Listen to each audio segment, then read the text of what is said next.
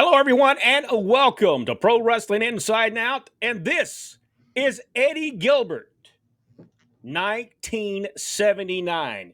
Rodney, this would be the first year that Eddie Gilbert would enter the professional wrestling business. And I think just maybe him, Ken Wayne, Ricky Morton, those guys kind of got into wrestling possibly that quickly and all together because Robert Fuller leaves there, takes the majority of the talent back to Knoxville, Tennessee, because of a potential takeover by a few folks. Do you think this is what pushed them to use people like Eddie Gilbert, Ricky Morton, all the younger guys all at once? It's very possible, or they all came to be at the same time as well. I mean, you're talking about all second generation wrestlers. They're chomping at the bit to get at it. So yeah, it's just probably a combination of both. They probably rushed a little bit, but I would say that it was destined for all of them to wrestle.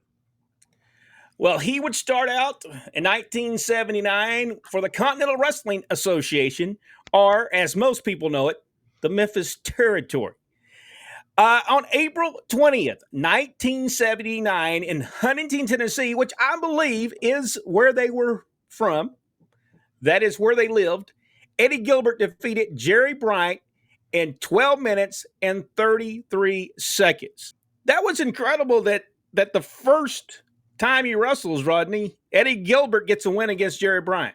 But we're talking about hometown guy, right? We're talking about the hometown guy. Surely all of the media in town, the newspaper and all that's in town. So sure, why not? That's okay. That's all right to do that. Match went 12 minutes, 33 seconds. Now, what would have been worse if he would have beat him in 33 seconds? This That would is have been true. terrible. Yeah, So this he, is he had to work for it at least 12 minutes, 33 seconds. Pretty good. all right, Rodney. April 27, 1979, Jackson Coliseum, Jackson, Tennessee. Hans Schroeder defeated Tommy Gilbert Jr. Yes, Tommy Gilbert Jr. Yeah, Made night. I don't. made not, I wonder why they decided to call him Tommy Gilbert Jr. I would assume they were trying to go ahead and get that relationship because it looks like later on the Waynes and the Gilberts go at it. So I think we'll see that a little bit later on in the program here. May the 19th, 1979, the American Legion Arena in Jonesboro, Arkansas. Wayne Ferris and Larry Latham versus Tommy and Gilbert and Tommy Gilbert Jr. Back in Jonesboro on May the 26th, 1979, in the return match, Larry Latham and Wayne Ferris against the Gilberts again. Tommy and Tommy Gilbert Jr. Mid-South Coliseum, Memphis, Tennessee on May the 28th, 1979. Ron Bass defeated Tommy Gilbert Jr. All the following matches took place at the studios at WMC or at the Mid-South Coliseum in Memphis. Here we go. June the 4th, 1979. It's Wayne Ferris and Larry Latham versus Tommy Gilbert and Tommy Gilbert Jr., and that was a time limit draw in that one. A TV match on June the 9th, 1979. It's Wayne Ferris and Larry Latham winning by disqualification against Tony Charles and Tommy Gilbert Jr. when Tommy Gilbert Sr. came in to help Eddie. This match is available on Pro Wrestling InsideandOut.net. All you have to do is click on Eddie Gilbert, and you will see this match. This was a really good match. But what you will notice in this match is Tony Charles starts the match out. And really, at first, Rodney, I didn't think Tony Charles was going to tag Eddie Gilbert in, or in this case, Tommy Gilbert Jr. You think on purpose? Was done on purpose? Yes. I haven't seen the match, but once Tommy Gilbert Jr. was in the match, then did Larry Latham and Wayne Ferris try to take advantage of him? Yes, but it was like he did what Tony Charles told him to do, and you could see Tony Charles smiling in the corner, like, okay, this is what I told this young man to do. Okay. Well, I mean, it kind of makes sense. The younger guy, he's trying to protect him. That's the way I would look at it. How was the commentary done? Was it done to that degree, or were they trying to? The commentary was done really good. It was, it's Lance Russell and Dave Brown, and so it was. I mean, were they alluding to the fact that Tony Charles was not making the tag to? No, they never did that. It was They just never. something that you, just a perception of your own. So apparently that's the way the match was worked for sure. For Yes. sure. Okay, then we come up on June the 11th, 1979. It's Larry Latham, Wayne Ferris defeating Tommy Gilbert and Tommy Gilbert Jr. Now on June 18th at the Mid South Coliseum, there's a match between Ken Wayne and he defeated Eddie Gilbert. This match is really good because uh, Tommy Gilbert, now that by this time, they are not calling him Tommy Gilbert Jr. anymore. By June 18th, he is called Eddie Gilbert, not Tommy Gilbert Jr. I don't know what happened there. I don't know. Maybe someone said, no, we don't need to call him Tommy Gilbert Jr. We need to call him Eddie because, that'd be like calling Ken Wayne Buddy Wayne Jr. So I guess they just made the decision they're going to wrestle each other. It may confuse the issue a little bit. Well, and then in for commentary purposes as well, it makes it hard to have a Tommy Gilbert and the Tommy Gilbert Jr. Even as I'm saying it right now, it's difficult. This is what made this so great. Good Mid South Coliseum, great crowd. You could tell the crowd was magnificent. Tommy Gilbert was in Eddie Gilbert's corner. Ken Wayne, Buddy Wayne, was in his corner. And for those people who don't know it, Buddy Wayne, great professional wrestler that got a great start and was a great wrestler. And by that time, he was really retired. But he was wanting Ken Wayne, his son, to be the big time wrestler. And so the match was going on, and all at once, Eddie Gilbert is taking over on Kenny Wayne. And out of desperation, Eddie Gilbert's at the corner of Buddy Wayne, and he just hits him. And when he does, Tommy Gilbert goes after him, runs him down the aisle. It is so good. And again, you can see it on our website. Great match. June 23rd, which would have been the next television at the WMC studios, Tommy and Eddie Gilbert are out doing an interview. Buddy Wayne comes out. Buddy says, listen, I'm sorry. I didn't really mean to do that. I got caught up in the moment. I apologize to you, Tommy. I'm so sorry. Let's shake hands and let's let this go by. Have you seen this, Rodney? No, no, I have not.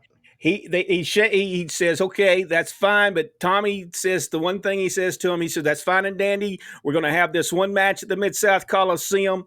I'm going to show you, and after that, we're done. He said, yeah, that's fine. That's fine. I understand. He goes to leave. Buddy Wayne and Ken Wayne attack both of them. They handcuff Tommy Gilbert to the post. He can't get away, and they just beat Eddie Gilbert to death in there. I mean, they're beating him and beat him and beat him with Tommy Gilbert handcuffed to the corner. It was so good because Tommy Gilbert was yelling at the police, was yelling at everybody. Do you not have a key? Somebody might have a key. They were over there. They were trying to get keys to unlock it. It was really well done. And what made it even better is they had to show matches from the arena because Tommy Gilbert was still handcuffed so they just didn't take him right out of it. That's great. Just Good stuff. Very good stuff. yeah, and it was so good, and it was television, and it was building up to June 25th, 1979, in Mid South Coliseum. Tommy and Eddie Gilbert against Buddy and Ken Wayne. They called it the father and son match. And that match is very good as well. Also available on our website, and you can go see that. Because what we wanted to do, everything we talked about here, we wanted a place where people could go and see exactly what we're talking about. And you can go to our website, prowrestlinginsideandout.net, and see that. Then on July 2nd, 1979, they have a return match at the Mid South Coliseum. Buddy and Ken Wayne defeated Tommy and Eddie Gilbert. Rodney? All right, it continues on July the 9th, 1979, as Tommy and Eddie Gilbert defeat Kenny Wayne and Buddy Wayne by disqualification. July the 16th, 1979, it's Randy Tyler and Eddie Gilbert defeating Hans Schroller and Gestapo. I'll say that eventually. Gestapo. Eventually, I'll get it right. Gestapo. There we go. July the 21st, 1979. We're Back in the studios in Memphis. It's Tommy and Eddie Gilbert defeating Larry Latham and Wayne Ferris by disqualification. And then on July the 23rd, 1979, Ricky Morton and Eddie Gilbert defeat Ken Wayne and the Hangman. And then on August the 5th, 1979, the WMC studios, we will see Wayne Ferris and Larry Lathan defeat Tommy and Eddie Gilbert and the AWA Southern Tag Team titles on the line. Wayne Ferris, Larry Lathan was the champions. As of yet, Denny Davis was not there yet. All right, then we come up on August the 6th, 1979. Tommy Gilbert and Eddie Gilbert defeated Bub Smith and Bo Taylor. On August the 11th, we're back at the TV studios in Memphis, Tennessee. It's Bill Dundee, Ricky Morton, Tommy Gilbert, and Eddie Gilbert defeating Kenny Wayne, Buddy Wayne, Pete Austin, and Ron Bass. What a tremendous match that could be. I have Eight-man tag on television. I have a feeling, though, that Pete Austin lost that match. It might be.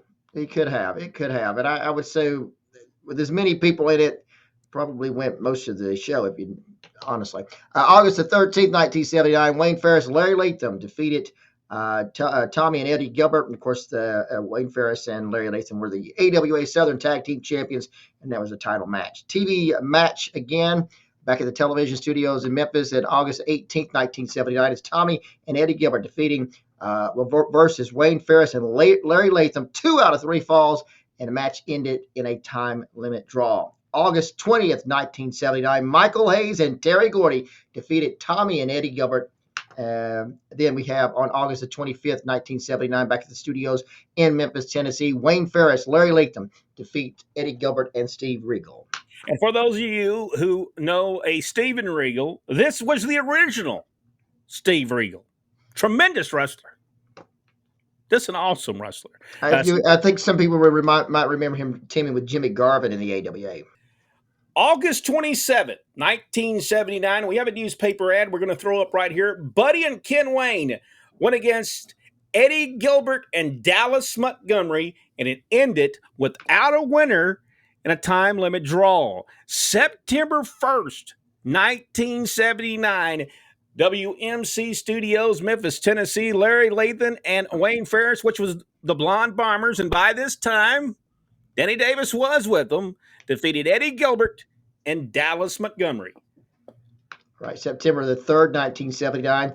Tommy Gilbert, Eddie Gilbert, and Steve Regal defeated Ken Wayne, Buddy Wayne, and Danny Davis. September the 11th, 1979, is Tommy and Eddie Gilbert defeating the Spoilers, 1 and 2. Back to the studios in Memphis on September the 15th, 1979. Tommy and Eddie Gilbert defeat the Spoilers. On October the 8th, 1979, is Terry Gordy and Michael Hayes defeating Eddie Gilbert and Steve Regal. Now, Eddie Gilbert would leave his home territory for the very first time and make his way to Central States Championship Wrestling, and that would be the Kansas City territory, which was owned by Bob Geigel, Bob Brown, Harley Race, maybe Pat O'Connor owned a piece of that as well. All right, coming up there, we're going to be seeing November the 1st, 1979. It's Eddie Gilbert versus Tommy Sharp. That ended in a time limit draw. November the 8th, 1979, is Eddie Gilbert defeating Gama Singh. And then on November 15th, 1979, Eddie Gilbert defeated the Beast. And this all took place in Kansas City at the Memorial Hall. All these matches took place in Kansas City. November the 22nd, 1979, Eddie Gilbert defeats Tommy Sharp. November the 29th, 1979, is Eddie Gilbert defeating the Beast. They are liking Eddie Gilbert in the Central States. Let's be honest. And he was already gifted. When Eddie Gilbert started, he was a very gifted wrestler. The ability to sell, he already had. And I'm sure he proved every night. December the 6th, 1979, is Eddie Gilbert defeating Mike Blood. December the 27th, 1979, is Eddie Gilbert defeating the Beast. And you can see that they wanted to push Eddie Gilbert in Central States Championship Wrestling. And when we look at 1980, we'll see the continuing career of Eddie Gilbert. Rodney, what do you think about the first year? 1979, the first year Eddie Gilbert wrestles. Tremendous. Well, he gets thrown right in. He gets thrown right in. And, of course, you're working with great people like Wayne Ferris and Larry Latham. You're Hayes and Gordy. Hayes and Gordy they were on fire as well. Also, Hans Schroeder. He wasn't a slouch either. So Eddie was he was primed. He was trained by the best, and we're seeing already even as he goes to his first attempt away from home. Looks like he's getting pretty good push in the Central States. Eddie Gilbert understood the wrestling business, and look at the people that he had. Buddy Wayne, which I'm pretty sure was saying, "Well, man, this match do this, and this match do that," and you know, we know Tommy Gilbert was telling them do this or that. A very accomplished wrestler. If you enjoyed this video, let us know. Leave a comment. Leave a comment and let us know, and let us know that you enjoy the videos that we're putting out. And we will be coming back with 1980 Eddie Gilbert very soon. Thank you, and we'll see you later right here on Pro Wrestling Inside Now.